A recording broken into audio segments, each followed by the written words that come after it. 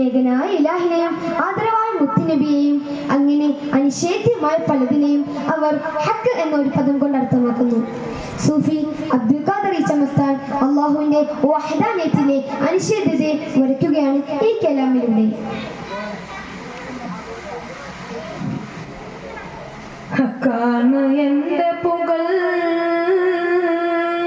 ഹക്ക് എന്ന പുകളിനെ ഹക്കാലം എന്റെ ഇടം, ഹക്ക് എന്ന ലോകത്തെ ഹക്കാണ് ദാനദുനനെ,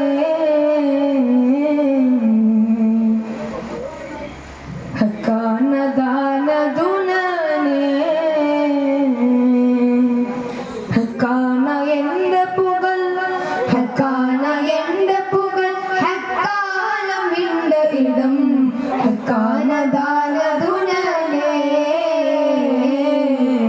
ഹക്കാണ് ദാനദുനനെ. ഹക്ക് എന്ന പുകളിനെ വൈവിധ്യവും അതിശയകരവുമായ ഈ ലോകം പറയുന്നുണ്ട്. ഹക്ക് എന്ന സത്യം, ആ യാഥാർത്ഥ്യം അല്ലെങ്കിൽ സത്യമാണെന്ന് നാം പറയുന്ന സത്യം എന്ന വാക്ക് സംശയമില്ലാത്തതിനെ കുറിച്ച് തീർച്ചപ്പെടുത്താൻ പ്രയോഗിക്കുന്ന പദങ്ങൾ. ഭാഷ ഏതായാലും ആ പദം തന്നെയാണ് ഹക്ക്. സൂഫിയാക്കൾക്ക് ഹക്ക് ലയമാണ്, ജീവന്റെ തന്തുവാണ്, ആത്മാവിന്റെ രാഗമാണ്. ഹക്കാണ് എന്റെ പുകൾ, ഹക്കാണ് എന്റെ പുകൾ, ഹക്കാലം എന്റെ ഇടം, ഹക്കാണ് ദാനദുനനെ, ഹക്കാണ് ദാനദുനനെ. ഹക്കാലം ഹക്ക് ബലാശക്കില്ല ലാ റൈബ, ഹക്കിൽ മറഞ്ഞ സുനനെ, ഹക്കിൽ മറഞ്ഞ സുനനെ.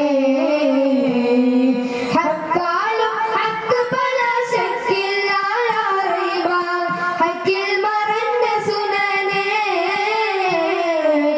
പക്കം നിറഞ്ഞ ബദനെ, പക്കം നിറഞ്ഞ ബദനെ. ഹക്കാലും ഹക്ക് തന്നെയാണ് ഏകനായ ഇലാഹി. ആ യാഥാർത്ഥ്യത്തിൽ ലാറൈബ സംശയത്തിന് പോലും അണുവിധം സാധ്യമല്ല. അത് ഉറപ്പു തന്നെയാണ്. അതാണ് ഹക്ക്.